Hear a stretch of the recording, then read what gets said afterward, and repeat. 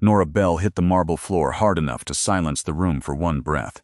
Then the laughter began. Celia Moretti called her clumsy, the guests called her replaceable, and Luca Moretti watched from across the gala as the woman trusted with his son struggled to stand. He had spent years believing Nora was only a nanny who kept schedules and packed lunches. So when he crossed the ballroom and offered her his hand, he expected gratitude. Instead, Nora looked at him and whispered, "Your son is not where your security team says he is." Inside her small leather notebook was a time no one had authorized, a driver no one had hired, and the first sign that someone inside the Moretti family had been planning to use a child to break an empire. Luca could pull her to her feet, but before dawn, he would have to decide whether to trust the woman he had ignored, or lose both his family and his name. The ballroom went quiet only after Luca Moretti crossed it. Not because he raised his voice. He never did when people were watching. The scrape of Nora Bell's palm against the marble cut through the silence as she pushed herself upright. Her pride hurt worse. Celia Moretti stood nearby in a silver gown, one hand on a donor's arm as though she had nothing to do with the spill on the floor or the heel that had caught Nora's hem. "Oh, Nora," Celia said, smiling for the room, "you do have a talent for making every evening about you." A few people laughed because Celia had made the decision easy for them. Nora looked at the champagne stain on her navy dress. People who wanted you humiliated preferred you emotional. So she gave Celia nothing. "Good to know," Nora said. "I'll add it to my performance review." Then Luca stopped beside her. Every conversation narrowed into silence. He held out his hand. Nora took it because declining would make the room a spectacle she did not have time to manage. He pulled her to her feet without making her stumble again. Then Nora saw his earpiece flash red. She saw 2 security men near the east doors, and she knew something was wrong. "Your son is not where your security team says he is," she said. Luca released her hand. "What did you say?" "Mateo is supposed to be in the family lounge with Mrs. Alvarez until the speeches are over." "He is, no." Nora drew out a small leather notebook. "He was moved to the East Service Hall at 9:12. Celia laughed softly. "This is exactly why staff should not drink at donor events." "I have not had a drink," Nora said. "You fell." "Yes, I noticed." A security man approached Luca. "Mr. Moretti, the lounge is secure," he said. "The boy is with the driver team." Nora saw his badge, Roman Della.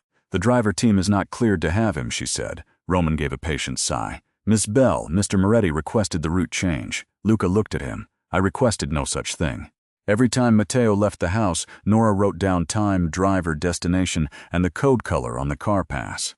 It was the kind of work people dismissed because it happened before anyone important arrived. But a missed detail was never small in the Moretti world. At 8:57, the approved driver had been Anthony Vale. At 9:12, the driver was listed as Marcus Red. Nora had never met Marcus Red, and the pass number beside his name belonged to a car taken out of service 2 weeks earlier. "Where is Mateo now?" Luca asked. Roman glanced toward Celia before answering. It was brief. It was enough. "With the driver team," Roman said. "A secure transfer was ordered through the event office." Nora looked at Celia. "You planned the guest arrivals." Celia lifted one shoulder. "I planned a charity gala, not your little household schedule. You changed the East Hall access list. That is a serious accusation. So is moving a child through a door his father did not authorize." The donor beside Celia stepped away. Luca took the notebook from Nora's hand. His eyes moved from the times to the names, then to the car pass number. "Where did you get this?" he asked. "I wrote it." "I mean the route change. I did not get it." Nora pointed toward the East Hall. "Mrs. Alvarez received a message claiming it came from your office. She was told Mateo had to be moved before the speeches." "Why did she listen?" "Because it used the family authorization phrase." Luca's gaze lifted. "What phrase?" Nora hesitated. The phrase had been changed after a break-in last winter. Only a handful of people knew it, but Mateo had repeated it during a game in the kitchen. Nora wrote it down because children remembered what adults assumed they would not. "Blue Lantern," she said. The look Luca gave her was not anger. It was recognition arriving too late. Celia's glass clicked against the small table beside her.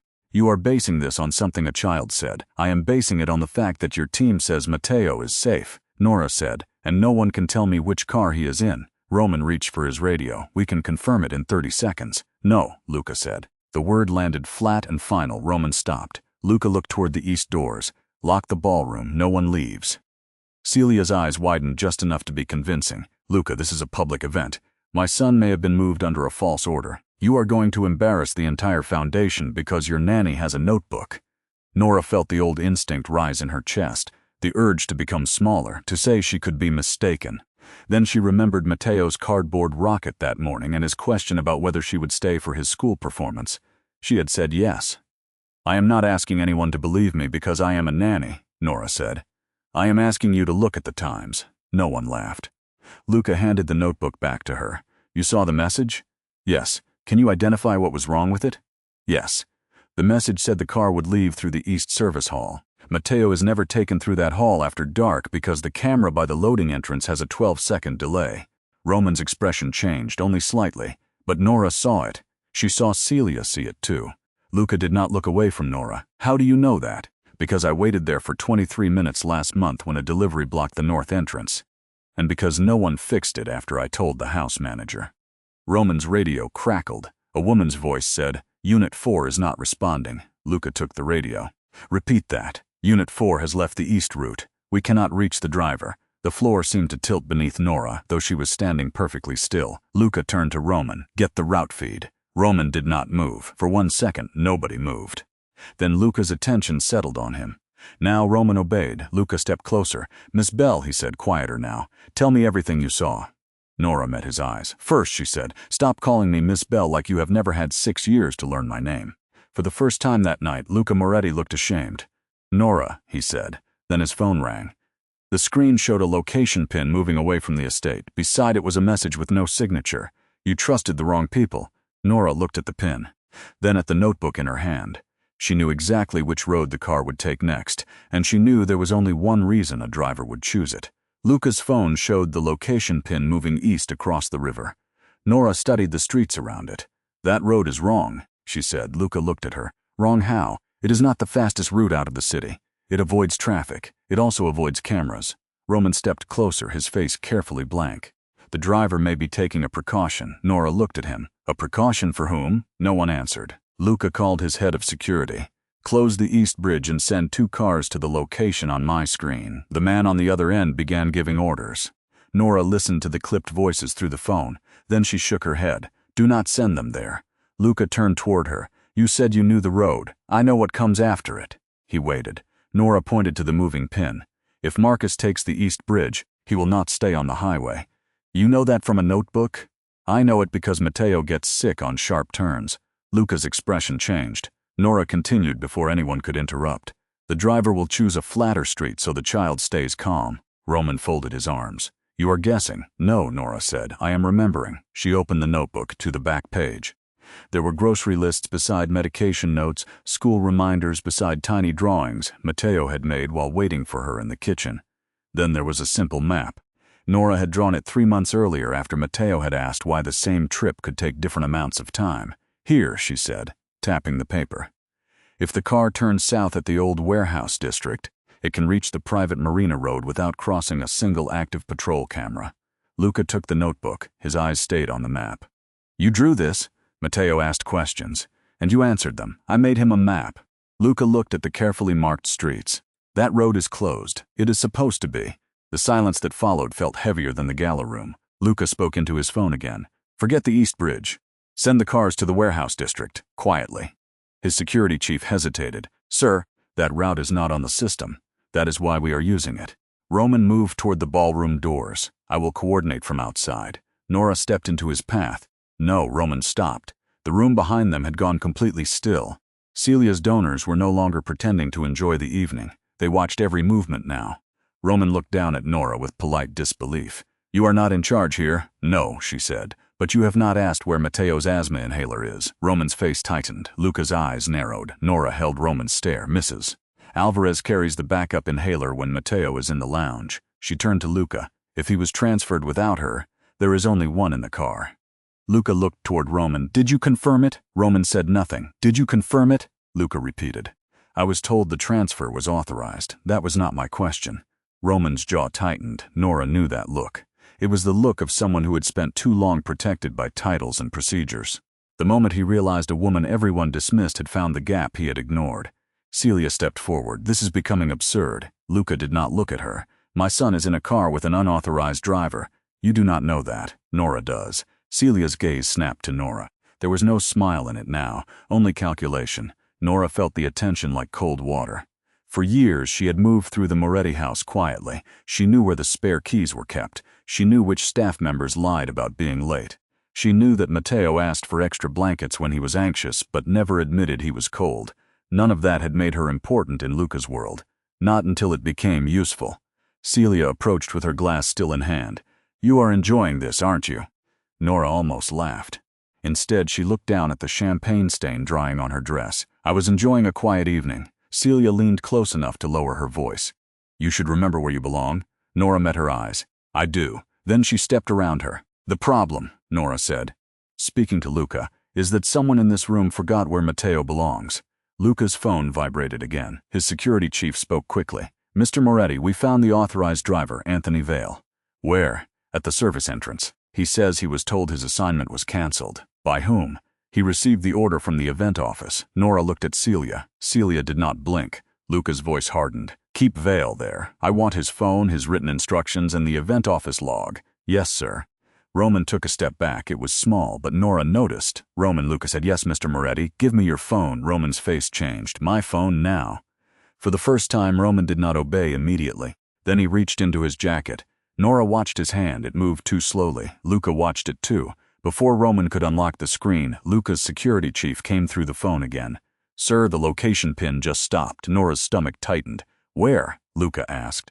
"Pier 12. Nora knew Pier 12. There were old maintenance buildings there, empty offices, locked gates, and a line of private boats that rarely used their official registrations. No child should have been anywhere near it. Luca started toward the exit. Nora caught his sleeve. He looked down at her hand. "I am coming," she said. "No.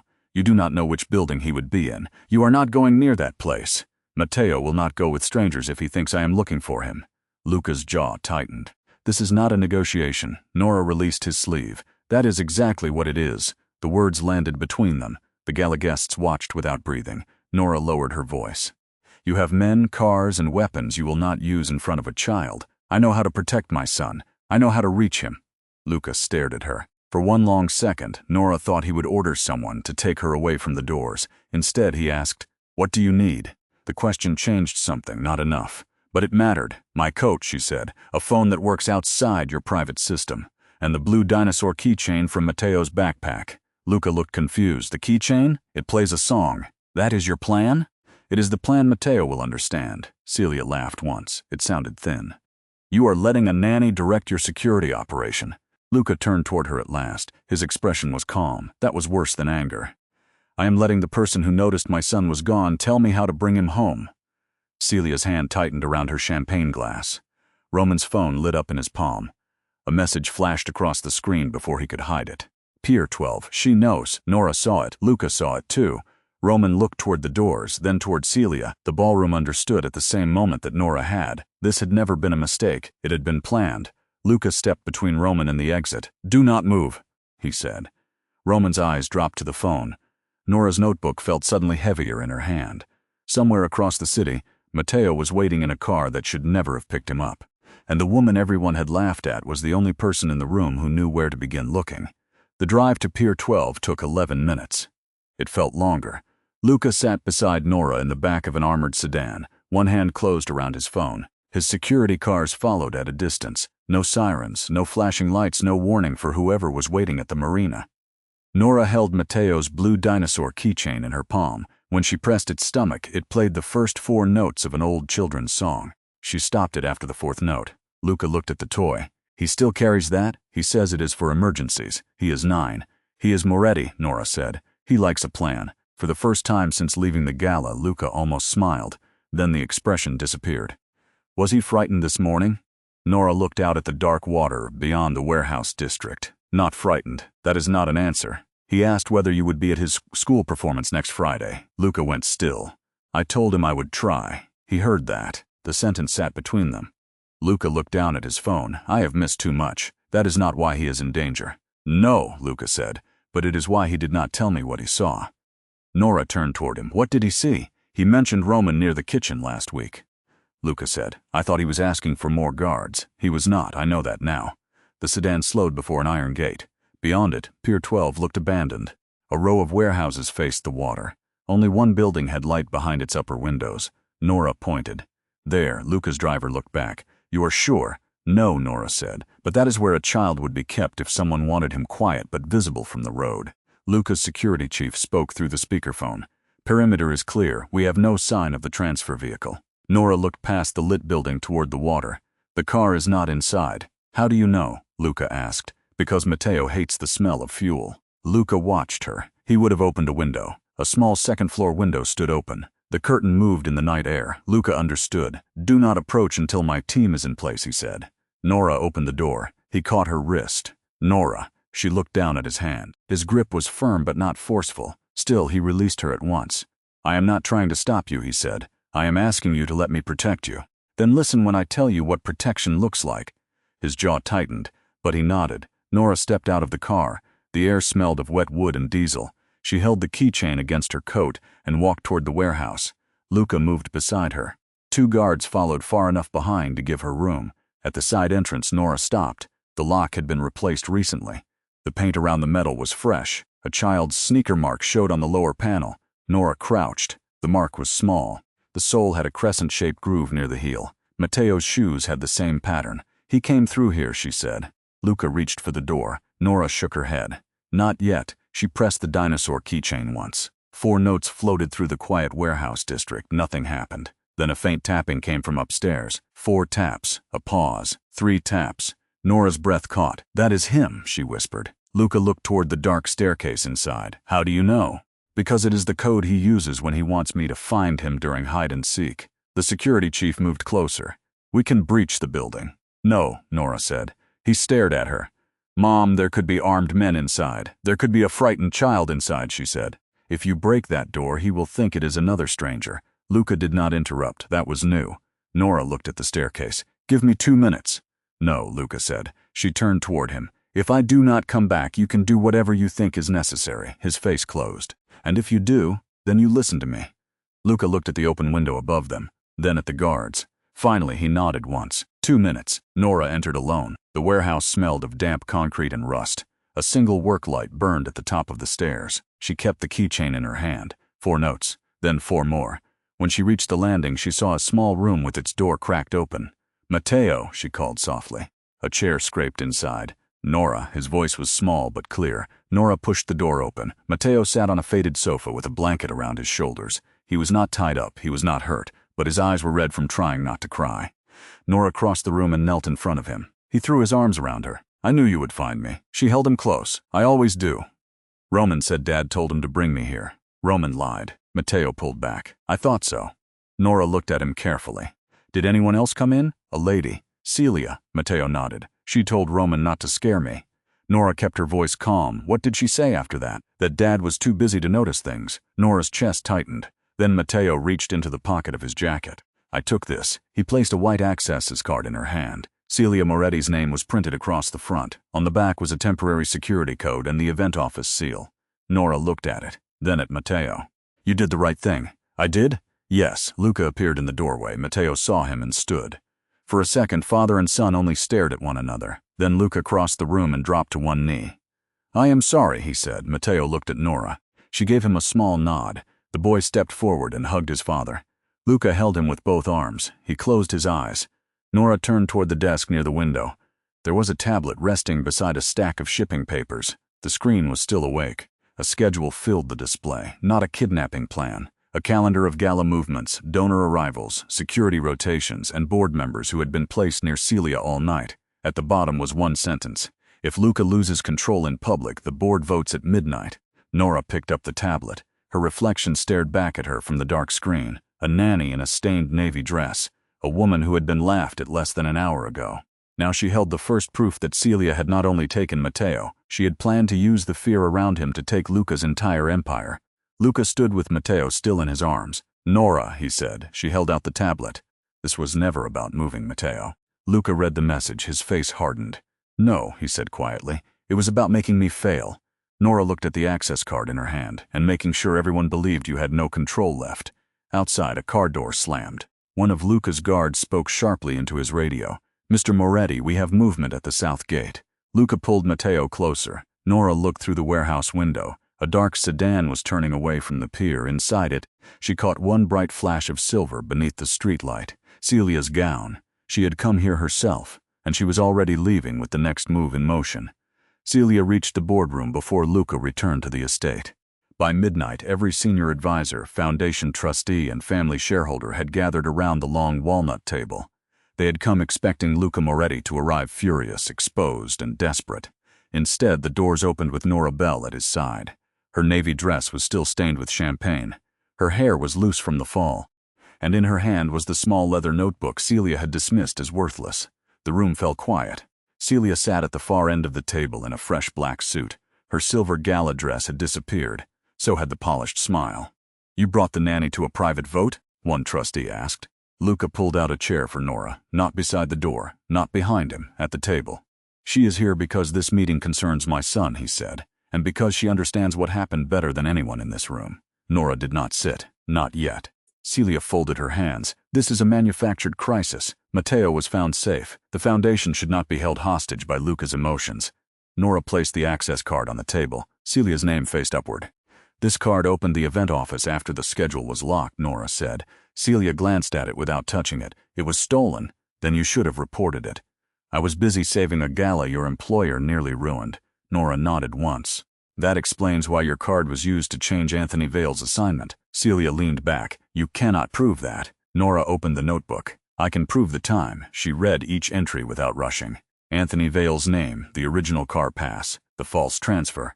Marcus read the decommissioned vehicle number. Then she placed the tablet from Pier 12 beside the notebook. The room watched the security schedule fill the screen. Celia's gala movements, Roman's access window, the board vote set for midnight, and the message that had been waiting under the route map. If Luca loses control in public, the board votes at midnight. A trustee looked at Celia. "Is this authentic?" Celia smiled tightly. "Anyone can type a message." Nora looked at the tablet again. "You are right." Then she tapped the corner of the screen. "This is not the proof." Celia's expression shifted. Only slightly. Nora turned the tablet around. "The proof is that the event office schedule uses a code color for each family movement." She pointed to the screen. Blue was Matteo's code. Then she opened her notebook beside it. The only person who wrote blue beside the service hall transfer was Roman. The room stayed silent. Nora looked directly at Celia. "You told him to use a route that had no active camera coverage." Celia's voice sharpened. "You are a nanny. You are not qualified to interpret security procedures." "No," Nora said. "I am qualified to know what keeps a child safe." She lifted the small access card. "And I am qualified to notice when the people paid to protect him do not ask where his inhaler is." One of the trustees shifted in his chair. Luca said nothing. He did not need to. For once. He let Nora hold the room. Celia turned toward him. "Are you really going to let her accuse family?" Luca's face was unreadable. "I am letting her finish." Nora took a breath. Her hands were steady now. "When Matteo was taken to Pier 12, he found this card in the room where Roman left him." She set it on the table again. Celia said Luca was too busy to notice things. Celia looked at the board.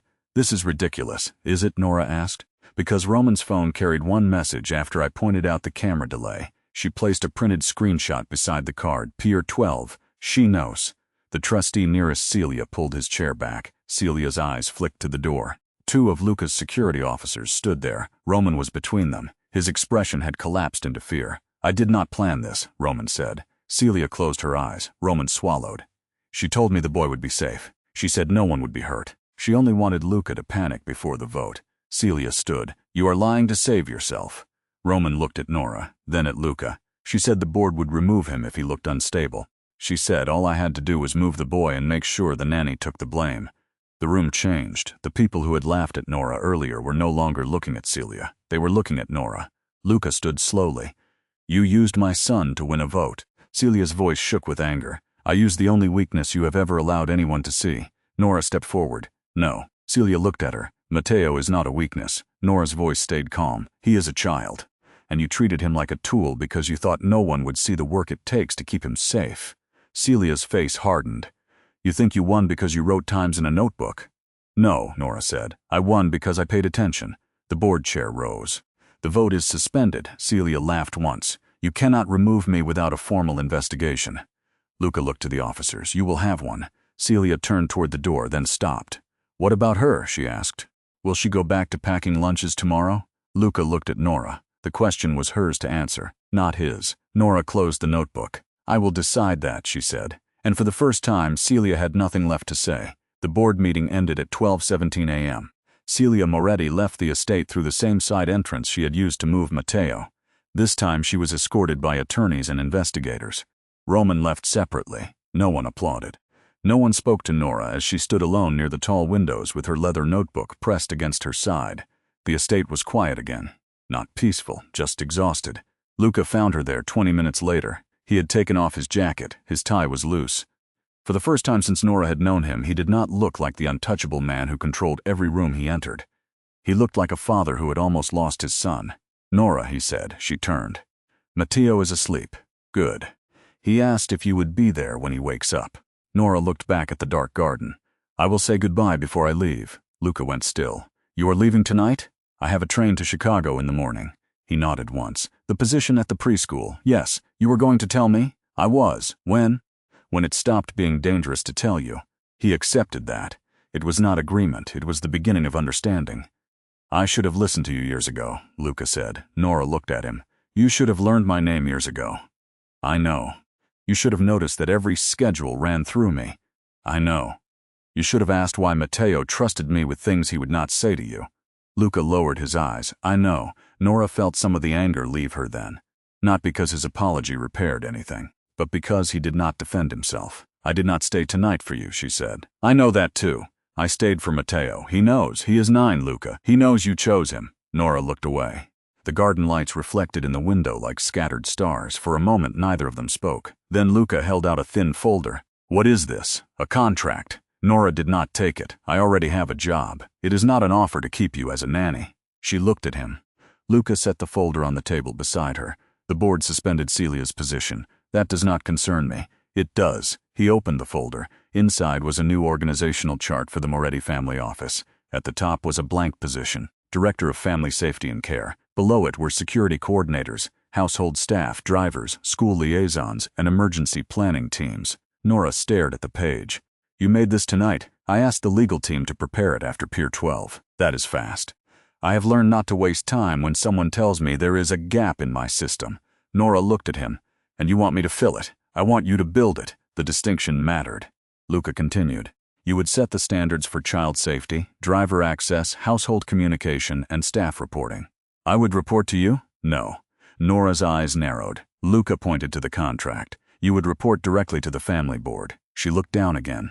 "You are giving me authority over your own security team. I am giving you authority over the part they failed to understand." Nora closed the folder. "I cannot take this because you feel guilty." "I know." "I cannot take it because you are afraid I will leave." "I know." "Then why offer it?" Luca took a breath. "Because you saw what every person in this house missed." His voice remained quiet. "But you did not only see it. You kept my son safe before I even knew he was in danger." Nora's throat tightened. Luca stepped closer. "Not too close." "I misjudged you," he said. "I saw a dependable employee. I did not see a woman carrying more responsibility than the people I paid to protect my family." Nora met his eyes. "And now?" "Now I see someone I would trust with power." The words hung between them, not a favor, not a rescue. Power. Nora opened the contract again. There was a salary. It was more than the preschool in Chicago had offered. There was staff authority. There was a separate budget. There was a line stating that Nora Bell could not be removed without board review. Then she saw the final clause. Independent residents of her choosing, fully separate from the Moretti estate. She looked up. "You added this?" "Yes." "Why?" "Because if you stay, it must be because you choose to." The room went quiet. Nora remembered Celia telling her to remember where she belonged. She remembered the laughter at the gala. She remembered Luca's hand reaching down to her. At first, it had been a hand offered by a man who expected gratitude. Now it was an open door. Nothing more, nothing less. "I will not move into this house," Nora said. "I would not ask you to. I will not be available every hour of every day. You should not be. I will not allow Matteo to become a schedule item again. He will not. And if I disagree with you?" Luca's mouth moved slightly. "Then I will listen." Nora studied him. "You mean that?" "I have to." She almost smiled. "That is not the same thing, no." Luca said, "It is not." For the first time he smiled too. It was brief, real. Nora looked at the contract once more, then she set it down. "I need time. You have it. I may still take the Chicago job." "You may, and if I do," Luca's expression did not change. "I will make sure Matteo gets to say goodbye properly." Nora believed him. That was the part that frightened her, because trust had never been safe around powerful men. But Luca was no longer asking her to trust his power. He was offering to be accountable to it. The next morning, Matteo found Nora in the breakfast room. He wore pajamas with rockets on them. His blue dinosaur keychain hung from one hand. "Are you leaving?" he asked. Nora knelt beside his chair. "I have a choice to make. Do you want to stay?" Nora looked toward the window. Outside, Luca stood in the garden, giving her space. "I want to make sure I stay for the right reason." Matteo thought about that. Then he nodded. "That is what you tell me when I do not want to do homework." Nora laughed. "That is because it is good advice." He held out the keychain. "You can keep this until you decide." Nora closed her hand around it. 3 days later, she walked into the Moretti boardroom wearing a charcoal suit and carrying a new notebook. The board chair stood. "Ms. Bell," he said. Nora placed the signed contract on the table. "Call me Nora." Luca sat at the far end of the room. He did not speak for her. He did not need to. Nora looked around the table at the people who had once dismissed her. Then she opened her notebook. "First," she said, "we are rebuilding the system that failed a child." No one interrupted. And when Luca reached for her hand after the meeting, he waited. Nora looked at him. Then she placed her hand in his, not because she needed saving, because she had finally been given the freedom to choose. "Would you have accepted Luca's offer, or taken the Chicago job and started over?"